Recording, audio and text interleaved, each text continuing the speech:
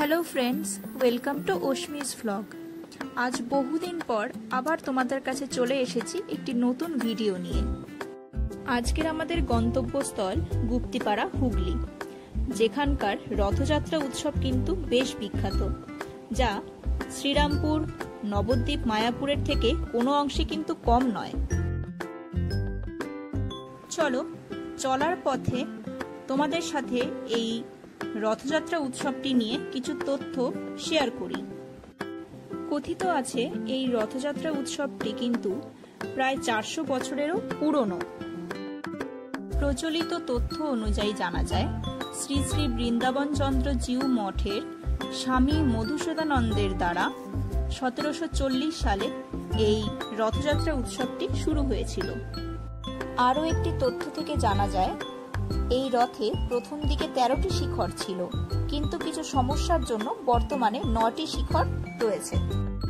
গুপ্তিপাড়া যাওয়ার জন্য আমি ফার্স্টেই চলে এসেছিলাম নৈহাটি স্টেশন। সেখান থেকে আমি যাব ব্যান্ডেল, তারপরে সেখান থেকে ধরবো ব্যান্ডেল কাটোয়া বা হাওড়া কাটোয়া লোকাল।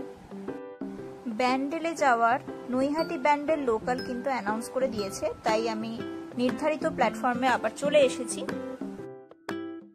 তোমরা নৈহাটি বা ব্যান্ডেল হয়ে না আসতে চাইলে কল্যাণী থেকে ত্রিবেণী হয়ে এই গুপ্তিপাড়া স্টেশনে আসতে পারো।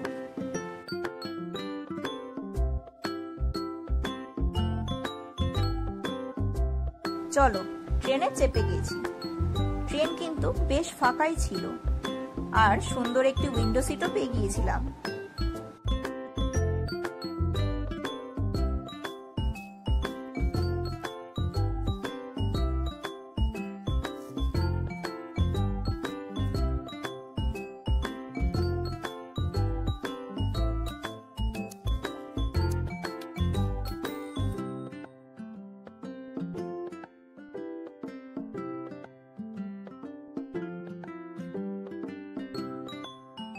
ব্যান্ডেল জাংশন রেলওয়ে স্টেশনে আমি চলে এসেছি।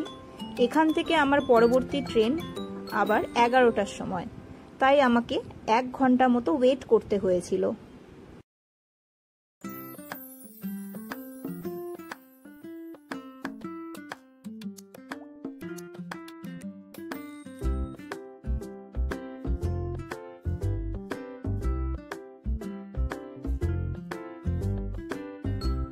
গরমের মধ্যে 1 ঘন্টা ধরে বসে থেকে কি বা করব, তাই নিজেকে ঠান্ডা রাখার জন্য একটা মিল্কশেক কিনে নিয়েছিলাম।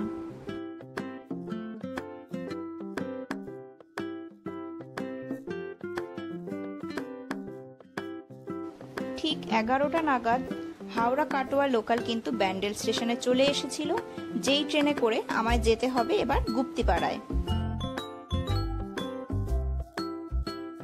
সো চলে এসেছি আমি গুপ্তিপাড়া স্টেশনে।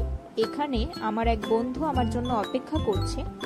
আমি তার সাথে প্রথমে তার বাড়িতে যাব, আর তারপরে আমি যাব সরাসরি মেলা প্রাঙ্গণে। তোমরা দেখতেই পাচ্ছ গুপ্তিপাড়া স্টেশনে পুরো লোকে লোকারণ্য অবস্থা। তোমরা দেখতেই পাচ্ছ মানুষজনের মনে এই রথযাত্রা উৎসবকে কেন্দ্র করে কত উৎসাহ ও উত্তেজনা। দূর দূরান্ত থেকে কিন্তু মানুষজন এই রথযাত্রা উৎসবে সামিল হতে চলে এসেছে। চলো, এবারে আমরা বেরিয়ে পড়েছি মেলা প্রাঙ্গণের উদ্দেশ্যে।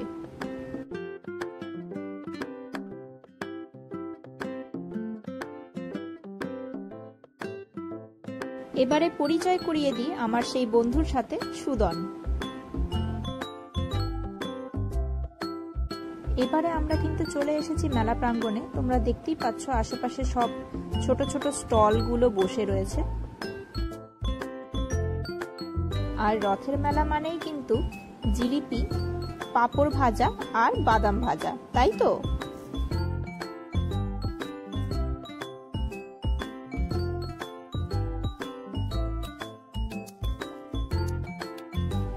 ওই যে দূরে দেখা যাচ্ছে রথের শিখর। আমরা আস্তে আস্তে আরো এগিয়ে যাব রথের কাছে।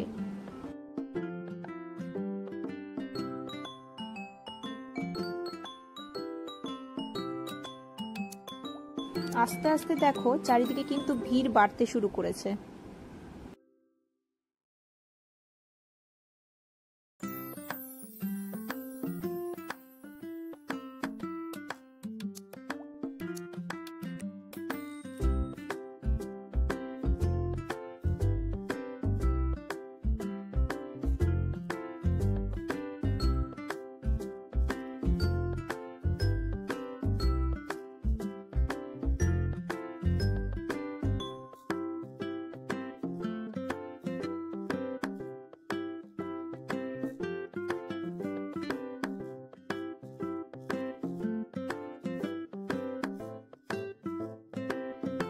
গুপ্তিপাড়া রথযাত্রা উৎসবে কিন্তু সারাদিনে দুবার টান হয়, অর্থাৎ দুপুর 12টায় একবার রথের দড়ি টানা হয়, আবার বিকেল 4টে নাগাদ রথের দড়ি টানা হয়।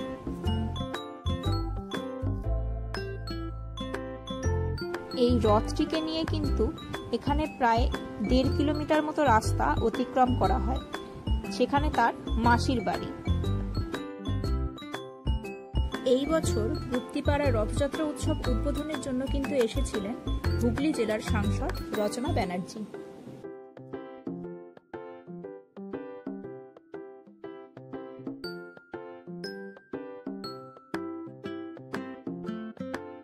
আমার কিন্তু এই রথের মেলা দেখতে এসে ফার্স্ট টাইম এক অন্যরকম অভিজ্ঞতা হলো। আমি এখানকারই এক বাসিন্দার বাড়ির ছাদে উঠেছিলাম, যাতে রাস্তার ভিড়টা একটু হলেও এড়ানো যায়। তোমরা দেখতেই পাচ্ছ, আমি শুধু একা নই, আরো অনেকজনেরই বাড়ির ছাদে এভাবে উঠে দাঁড়িয়ে দেখছিল। সে চেনা হোক কি অচেনা সেরকম কোনো বিষয় নেই, তোমরা যে যার বাড়িতেই পারমিশন নিয়ে অবশ্যই ছাদে দাঁড়িয়ে এই রথের ভিউটা এনজয় করতে পারো। রথযাত্রা উৎসবের উদ্বোধন পর্ব সেরে হুগলির সাংসদ রচনা ব্যানার্জি কিন্তু ফিরে গিয়েছিলেন।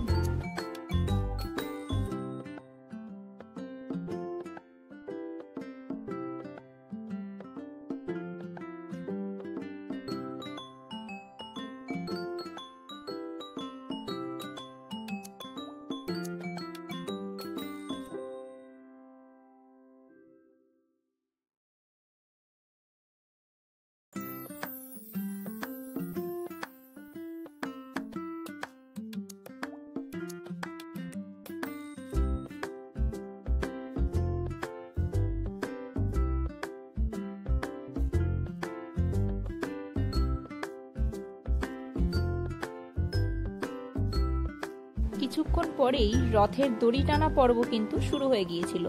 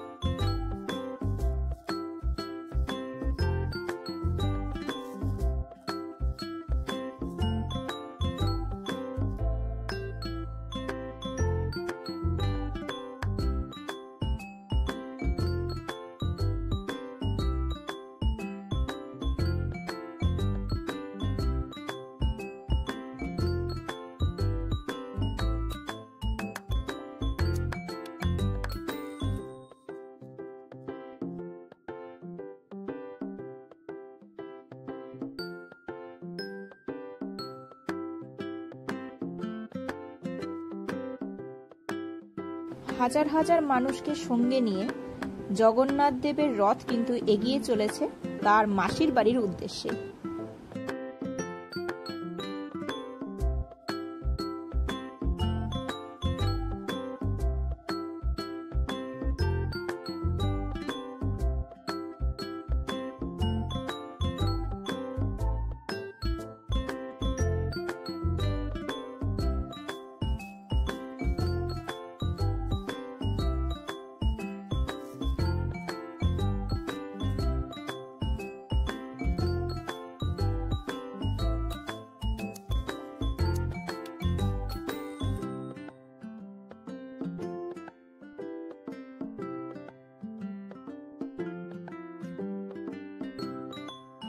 এত মানুষের সমাগম, অনেকেই হয়তো আতঙ্কিত হতে পারে যে পদপিষ্ট হওয়ার সম্ভাবনা থাকতে পারে বা কোনো দুর্ঘটনাও ঘটতে পারে।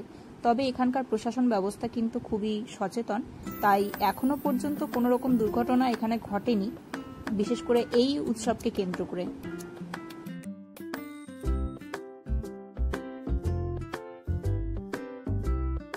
শুধু প্রশাসন ব্যবস্থা নয়, এখানকার গ্রামবাসীরাও কিন্তু একে অপরের প্রতি যথেষ্ট দয়ালু ও সহায়তা পরায়ণ।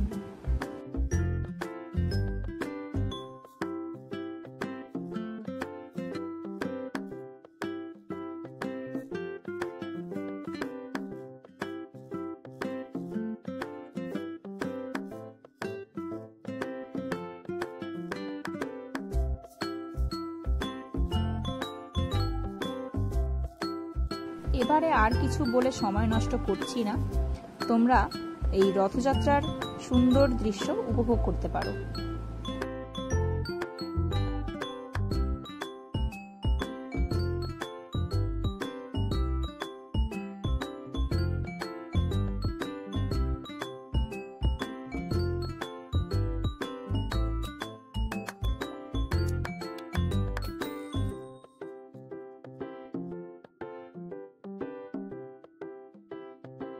হরেক রকম ফুল, সুন্দর রঙিন কাগজ ও কাপড় দিয়ে সুসজ্জিত রথটি কত সুন্দরই না লাগছে দেখতে।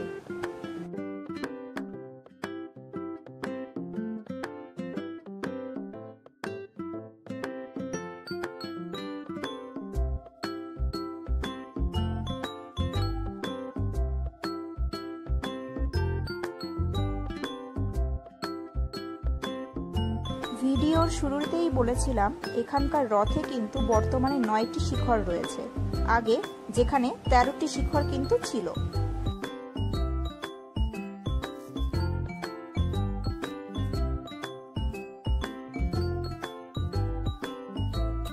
সুসজ্জিত রথটি আমাদের সামনে দিয়ে ধীরে ধীরে এগিয়ে চলেছে। এবারে এই রথের পিছন পিছন আমরাও ধীরে ধীরে এগিয়ে যাব।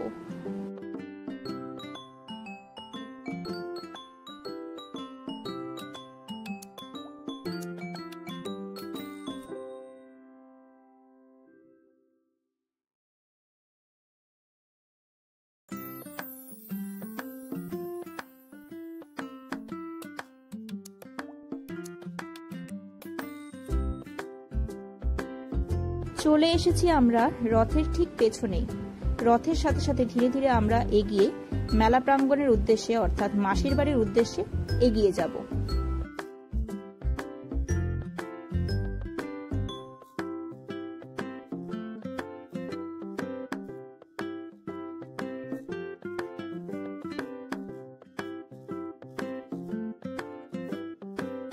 এখানে একটি উল্লেখযোগ্য বিষয় হলো রথের দড়ি টানার জন্য এখানে মহিলা ও পুরুষদের জন্য কিন্তু আলাদা আলাদা লাইনের ব্যবস্থা আছে।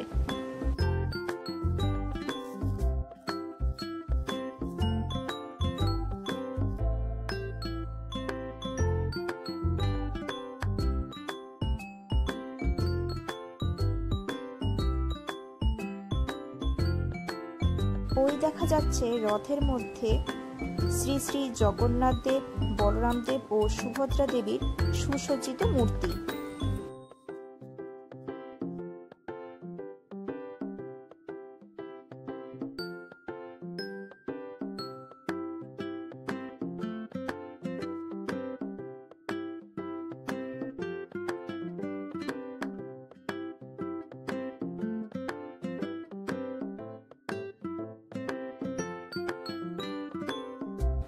হেঁটে হেঁটে কিন্তু আমরা অনেকটাই এগিয়ে চলে এসেছি।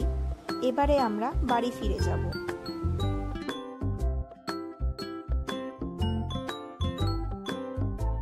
আবার তোমাদের সাথে দেখা হবে সন্ধ্যাবেলা মেলা প্রাঙ্গণে।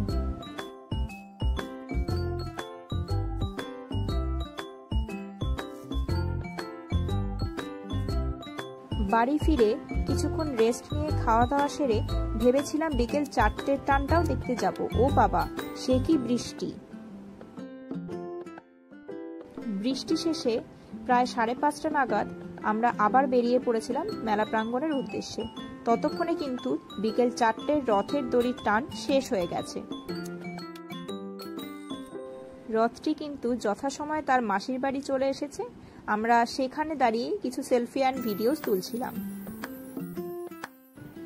আস্তে আস্তে আমরা এগিয়ে চলেছি কিন্তু মেলা প্রাঙ্গণের উদ্দেশ্যে। তোমরা দেখতেই পাচ্ছ মেলা প্রাঙ্গণের পাশেই রয়েছে জগন্নাথ দেবের মন্দির। জগন্নাথ দেবের মন্দির সংস্থা ও গ্রামবাসীদের যৌথ উদ্যোগ ও সহযোগিতায় কিন্তু এখানে দূর দূরান্ত থেকে আসা দর্শনার্থীদের জন্য বিনামূল্যে খাবারের ব্যবস্থাও করা হয়। এই মন্দিরটিতে কিন্তু সন্ধেবেলা করে জগন্নাথ দেবের নাম সংকীর্তনও করা হয়। রথযাত্রার দিন যারা গুপ্তিপাড়া রথযাত্রা উৎসব মিস করেছো, চাইলে উল্টো রথের দিনেও কিন্তু এই উৎসবে সামিল হতে পারো। আজকের ভিডিওটি এই পর্যন্তই। ভিডিওটি ভালো লেগে থাকলে প্লিজ সবাই লাইক কমেন্ট করে দিও আর চ্যানেলটিকে সাবস্ক্রাইব করে দিও। Thank you.